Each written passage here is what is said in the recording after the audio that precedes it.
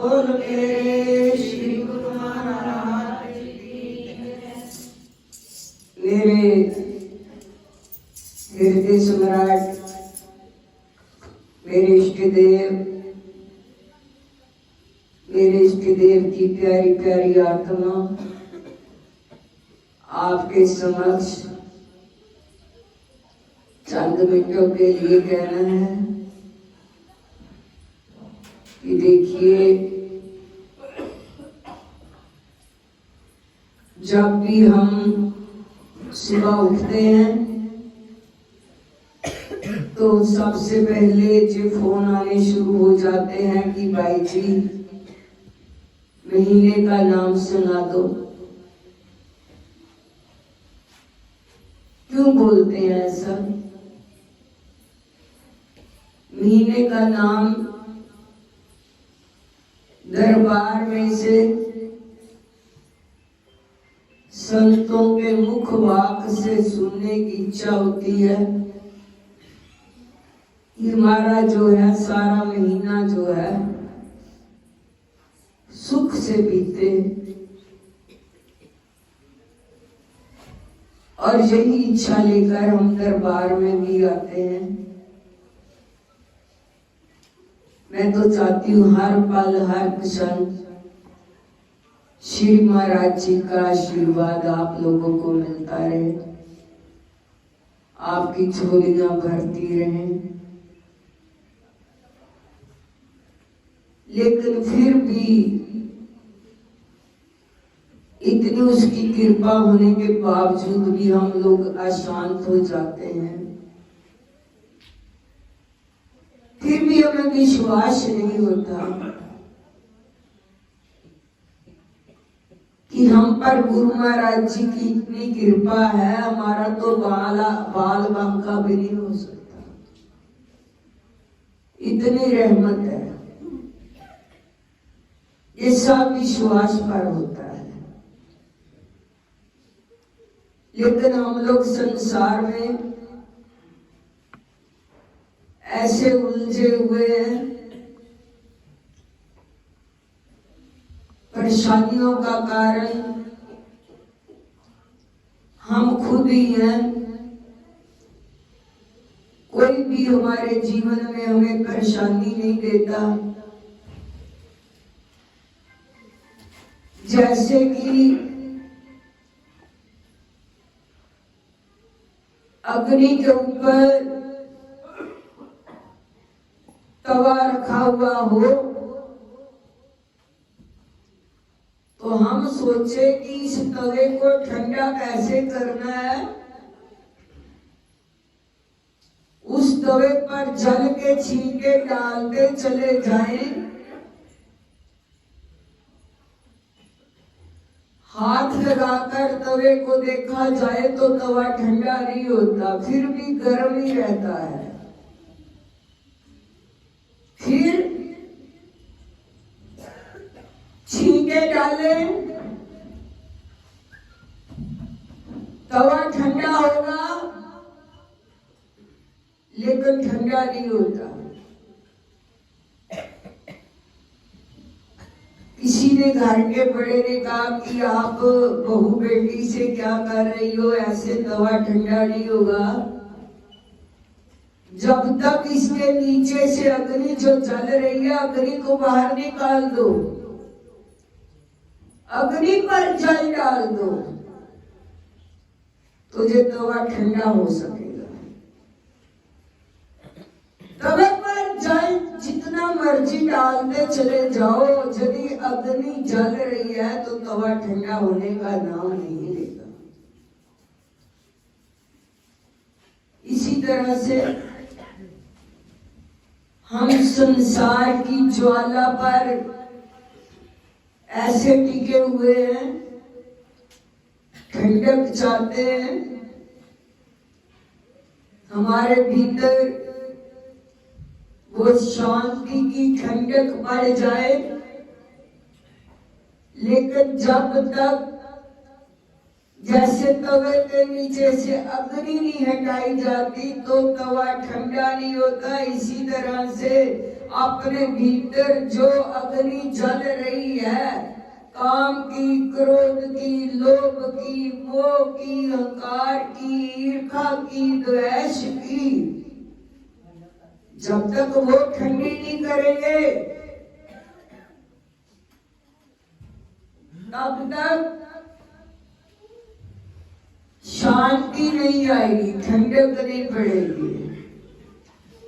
जुड़े हुए इन वस्तुओं के साथ और कहते हमें ठंडक पड़ जाए, हमें शांति मिल जाए, ऐसे कैसे मिलेगी? जिससे जो मिलता है,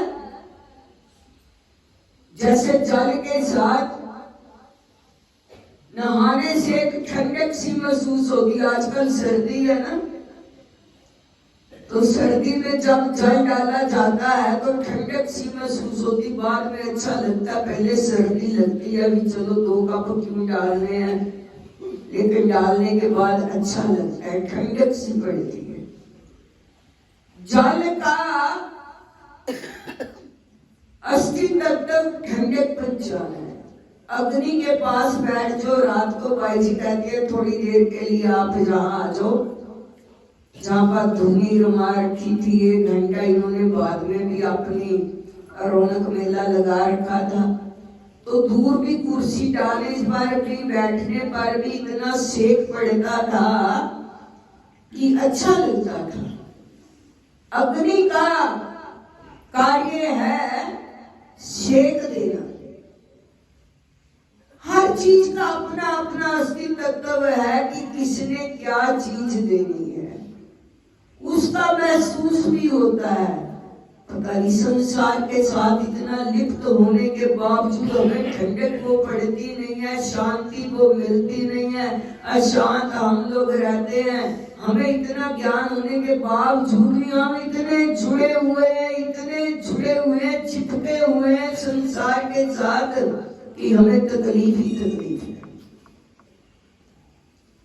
जैसे आपने सुना भी होगा, बाबा फरीद जी अपने टाइम पर बहुत ही पहुंचे हुए संत थे और उनके पास बहुत से लोग आते जाते थे। सत्संग में ही किसी का क्वेश्चन होता, प्रश्न होता, तो प्रश्नकर्ता को करना भी नहीं पड़ता था। तो कई बार ऐसा होता है कि सत्संग में आकर जीव का जो क्वेश्चन होता है वो अपने आप सुलझ जाता है, क्योंकि सत्संग सभी के लिए है, अकेले एक के लिए नहीं होता। कि हम लोग सोचते हैं, कई बार मेरे को भी बोल देते हैं कई मेरे भाई बहन की आज तो सत्संग मेरे ऊपर करा, तेरे ऊपर नहीं करा, करा तो सभी के ऊपर, लेकिन आपने समझ लिया इसलिए आपके ऊपर सत्संग हुआ। ये तो समझने की बात है ना कि मैं कितना समझ रहा हूँ। कई बार तो एक कान से सुनते हैं, दूसरे कान से निकाल देते हैं, पता नहीं चलता कि सत्संग हो रहा है या इसमें कोई ऐसा शब्द हो जो मेरी लाइन में मेरे को सही मिल सके। तो बाबा फरीद जी के पास तरह तरह के लोग आते, अपना सवाल रखते, गुप्त रूप में रखते, जा बोल कर रखते, उन सवालों का जवाब देते थे। बुजुर्ग लाइफ थी उनकी। एक परिवार आया, कहने लगा महाराज जी रहते तो संसार में है लेकिन बहुत परेशानी सी है, हर पल हर क्षण परेशानी लगी रहती, परेशानी लगी रहती है। बाबा फरीद जी कुछ बोले नहीं, उनको जवाब देने के लिए वो परिवार बैठा अपना सवाल रख ही रहा था कि बाबा जी बाहर निकल गए। परिवार वाले सोचते हैं कि जो बाहर निकल गए, हमारे सवाल का तो जवाब ही नहीं मिला। बाहर जाकर बाबा जी ने क्या किया, एक खंभा लगा हुआ था, उसको जाकर ऐसे जोर से पकड़ लिया।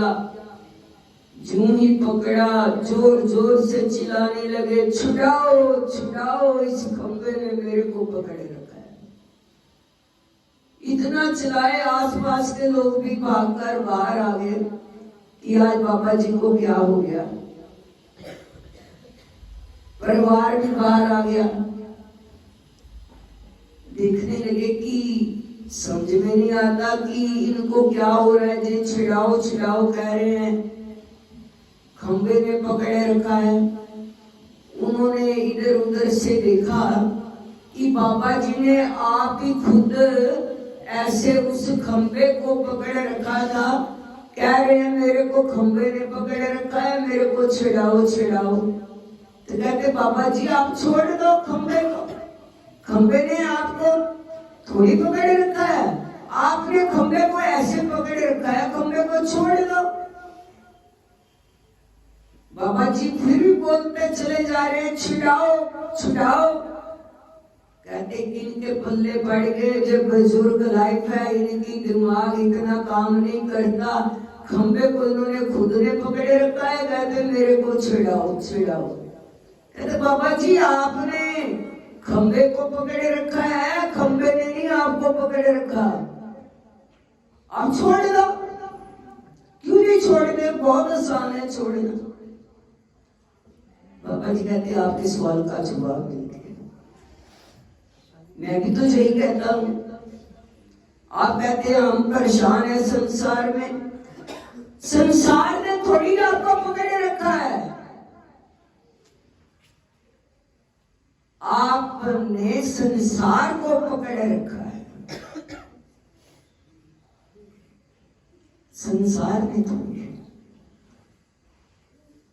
हम बार बार संसार को पकड़ते हैं, ना समझी से काम लेते हैं। हम अपने विचारों में उलझे रहते हैं, ना दिन को चैन है ना रात को चैन है। रात को सोते समय भी विचारों में उलझे रहते हैं, जागते हुए भी उलझे रहते हैं, ख्याली पुलाव में पड़े रहते हैं। ऐसा होगा तो ऐसा करेंगे, ऐसा होगा तो ऐसा करेंगे। ना समझी के ख्यालों का पुलाव बनाना जो है, विचारधारों को इतना लंबा छोड़ा करके उनमें फंसे रहना जो है, ये अच्छा नहीं, ये ना समझी का काम है। बाबा फरीद जी कहते छोड़ दो, जो तुझे परेशान करता उसे छोड़ दो। लेकिन हम छोड़ नहीं पाते। हम सत्संग छोड़ देते। जो मेरी बहनें सामने बैठी हुई हैं, 2 फंक्शन आ जाना, क्योंकि मैं तो सीधी बात करती हूँ, मेरे को इधर उधर की बातें नहीं करने आती।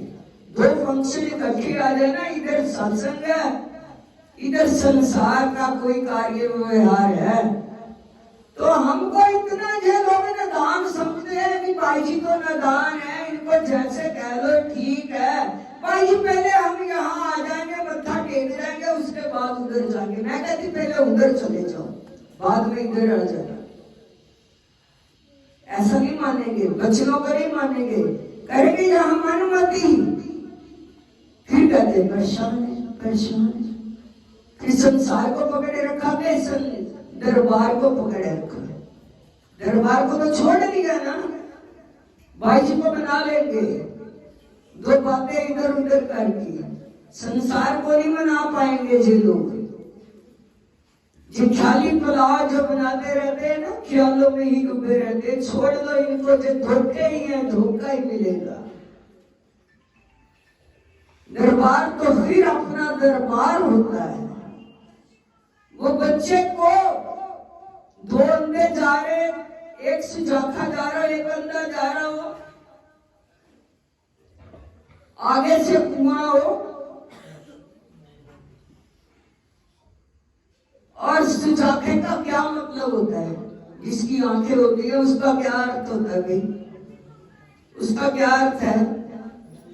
यदि अंधा कुएं में नजदीक जा रहा है, आगे पता कुआं है, और सुजाखा उसको आवाज ना लगाए, उसको हाथ पकड़कर खींचे ना।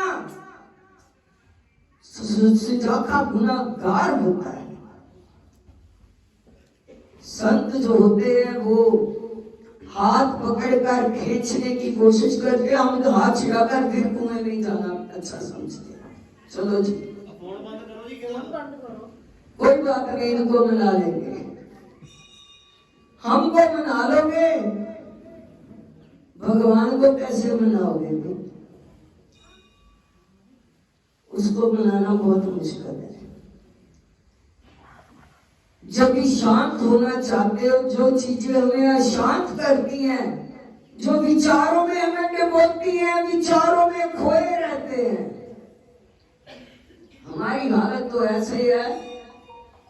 पिछले हफ्ते मेरी और भाई जी की एक ऐसी छोटी सी बात हुई जिसका कोई अर्थ नहीं था, ये नहीं था, वो नहीं था। कई बार हम लोग भी बहस में चले जाते हैं जिसका कोई अर्थ नहीं होता। फिर मैंने भाई जी को समझाया कि मैं तो 2 शब्दों में आपसे बात करूंगी। 2 दोस्त थे, कहने लगे भैंस ले रही है, भैंस ले रही है। चलो भी भैंस ले ली। कहने लगे कि भैंस का पिछला पासा मेरा, अगला पासा तेरा। इसको शॉर्ट सी मैंने बात बतानी, इसको डिटेल में नहीं लेकर जाना। पट्टे तू आएगा तो मैं चुनाऊंगा, पिछला पासा मेरा, तो मैं चुना है, पट्टे तू पाने हैं। तो ठीक है, पट्टे मैं पाऊंगा, तो तू चोनी। क्या था दिता शब्दा दे विच वो कहता सोचा लग्या भी पट्टे मैं पावा, कट्टा मैं पावा, मैं दुध ए चोवे, एदा की काम होया? आपस में तू किदा दुध चोगा भी दस, पट्टे मैं पावा दुध तू चोवे। वो गल करते करते वो झगड़ा फसाद फैल गया। वो कचहरी में चला गया, न्यायालय को चला गया, झगड़ा चला गया। कहते की थोड़ा झगड़ा की है? कहते भैंस खरीदी। कहते कितने खरीदी? दिखाओ कितने भैंस। कहते ये खरीदनी सी। फिर अपना अगला हिस्सा है ले लिया, पिछला मैं ले लिया, पट्टे ये पावे, सोमा मैं। ये कोई गल बनी? एक ख्याली विचारा की लड़ाई, होता की लड़ाई। कई बार घर के बहस हो जाती है जिसका कोई अर्थ नहीं निकलता। मज तेरी चोवा मैं, पट्टे तू पा, आइया लड़ाइयां, होता दी लड़ाइयां। विचारधारा से सोचो तो कोई गलत विचार जो होता है वो झगड़ा ही कराता है। इसलिए बहस में नहीं आना चाहिए, विचारों में नहीं उलझना चाहिए। ये लड़ाई झगड़े तो झूठे हैं, इनके साथ लग कर क्यों अपना दिमाग खराब करते हैं? तो जिसके साथ लगना है, जहाँ पर शांति मिलती है, जहाँ पर अशांति समाप्त होती है, वहाँ इतना जुड़ जाओ कि वो छुड़ाना भी चाहे तो छूट ना सको। ऐसा होना चाहिए। हम तो कहते वो बोले तो हम छूटे, वो बोले तो हम छूटे, हम गए, हम चले जाएंगे, ये कर लेंगे, वो कर लेंगे, कर लो जो करना है। ख्याला ने विच झगड़े बंद कर दिए। ये ना दिन सुन देंगे, ना राती, ना दिने चैन, ना बिल्कुल जिंदगी बेकार नहीं करनी। ये माने चोला मिला, उससे मिलने के लिए मिला है। बाबा फरीद कहते अब छोड़ दो जब जीना चाहते हो, और अपने में ही उसको खोजो, बाहर नहीं है। अपने भीतर श्वासों की तार को पकड़ लो, पीछे पीछे इसके मन को लगा दो। इधर उधर जो मन भागता है उसके पीछे लगा दो। फिर देखिए, संसार ने पकड़ रखा है, तूने संसार को पकड़ रखा है। संसार ने किसी को नहीं पकड़ा, हम ही खुद ही इसके जिम्मेदार हैं। हम खुद ही इस गलती को कबूल करें, इस संसार को छोड़े, तभी हमारा जो है, मैं वैसे भी नहीं कहती कि संसार को छोड़ो, हृदय से विचारों में उसको न लेकर आओ। ईश्वर को लेकर आओ, तुझे खंबा अपने आप छूट जाएगा। बोल साचे दरबार की जय। ये मकर संक्रांति का महीना आपको सुख शांति का जय, आपके जीवन में खुशियां आए। और एक सूचना